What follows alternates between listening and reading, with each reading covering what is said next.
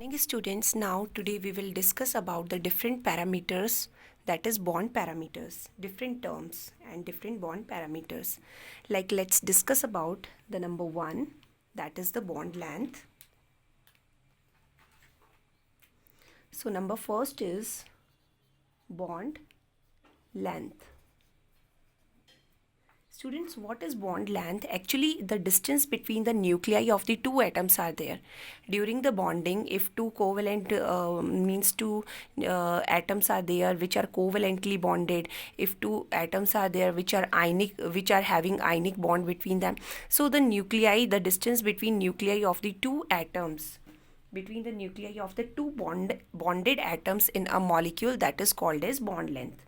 The distance between nuclei of two bonded atoms in a molecule, it is called the bond length. Okay, now you have to remember that if the elements or atoms are having single bond, the bond length of a single bond is quite larger as compared to double bond, as compared to triple bond. Triple bond means more overlapping, then in that case the bond length continuously decreases, whereas in case of single bond the bond length will be more. So the order of bond length will be like this. Okay, second bond parameter is about the bond angle. So what is bond angle? Actually, the angle between the orbitals,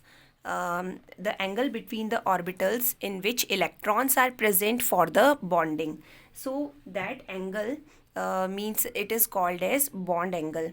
For example, let's take the example that oxygen in a molecule, the orbitals of oxygen, they are overlapped with the orbital of the hydrogen, and the angle of their overlapping with the central atom, this is called the bond angle.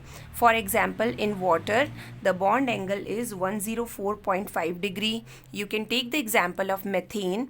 The structure of methane is tetrahedral like this. Okay, in the structure of methane, the bond angle is about 109 degree. So actually these are the bond angles. So angle between orbitals containing bonding electron pairs around central atom in a molecule, it is called bond angle.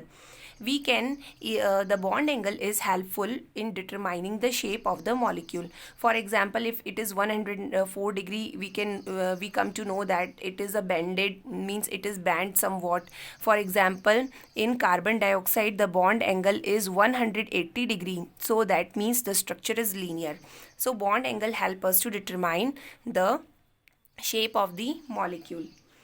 Then next, third one is bond enthalpy. Bond enthalpy. What is bond enthalpy? The bond enthalpy, it is also known as bond dissociation energy. We can say bond dissociation energy. Student, you have to remember, it is also called the bond dissociation energy, means the amount of energy required to break 1 mole of a particular type.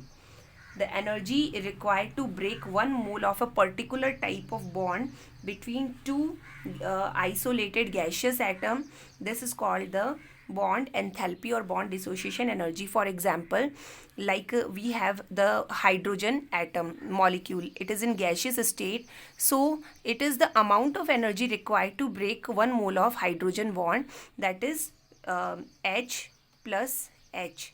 So in this way there is a bond dissociation energy, we can represent it by delta H. Okay, it will be about 435.8 kilojoule per mole. No need to remember the value of the bond dissociation energy. If any question will be given, then these energies will be given to you in the questions only. So you have to remember simple thing, that the energy required to break 1 mole of bond of a particular type between gaseous atom, this is called the bond enthalpy. Now one more thing, that is students, you have to remember that if the bond dissociation energy is more, then that means the bond between the atoms in a molecule is stronger, because to break a strong bond we require a large amount of energy. So that means if the larger value of bond dissociation energy is there, then that means the bond is more stronger. Now let's take these are the monoatomic type or same type of atoms is there. In case of polyatomic, it is diatomic molecule. In case of polyatomic molecule, like the water is there, the bond dissociation energy is different for each step. For example, in water molecule, first of all, we are going to break the H and OH. They get separated in their gaseous state. Okay, now H and OH not negative sign, so here there is a bond dissociation energy. It will be the heat of atomization, we can say. So delta H1, so it will be approx 502 kilojoule per mole. And simply if we are separating oxygen and hydrogen from OH, O plus H, then in that case we require a different energy that will be equal to 427. So the overall bond dissociation energy or bond enthalpy, it will be the mean or average of the bond energy in each step, and that will be equal to the average bond energy. It will be equal to 502 plus 427 divided by 2. So it will be about 464.5 kilojoule per mole. So you have to remember simple thing that for a diatomic molecule, the bond dissociation energy will be there for a poly. And so in this way we can calculate the bond enthalpy. Now students, the next part is about the bond order. And one more thing that you have to remember, if number of bonds will be more, like single bond is there, like double bond is there, like triple bond is there. So if the number of bond will increase, then the bond dissociation energy or bond enthalpy will also increase.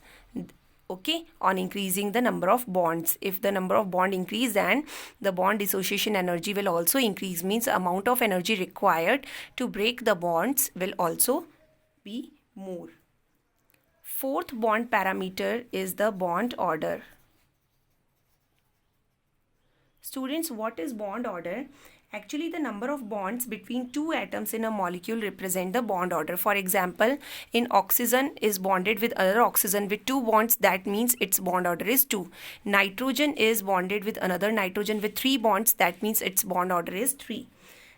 Like one fluorine is bonded with other fluorine with 1 atom, then its bond order is 1.